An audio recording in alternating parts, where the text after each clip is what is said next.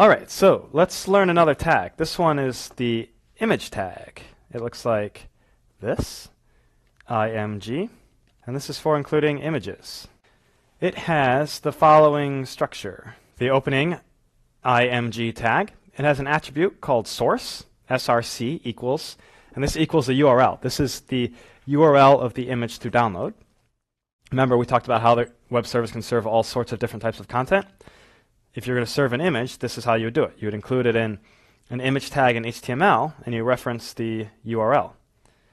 And then there's another attribute called alt, which stands for alternate, and this is text that gets displayed when the image doesn't load. It's required in the sense that HTML parsers will complain at you if it's not there. Nothing will break, but it's really nice to include it. For broken requests, like if our browser requests a URL that doesn't exist, this is the text that gets displayed. And it's also for blind people. You know, it doesn't take much to add an alt text, and it'll make somebody's life, or somebody's day at least, mildly easier. And one other thing I'd like to point out here is every tag we've talked about so far has had a closing tag. Images don't. This is the entire tag. There's no contents to an image. See? It just ends right here. This is called a void tag. And a void tag is a tag that has no content.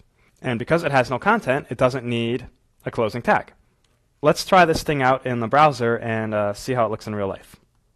Okay, so here we are in our little HTML previewer. Let's add an image.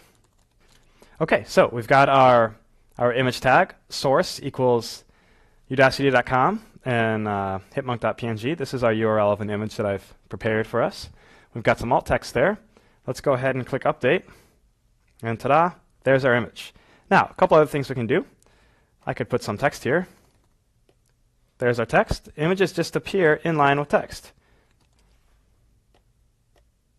Yeah, so a small image just appears right in the middle of other text.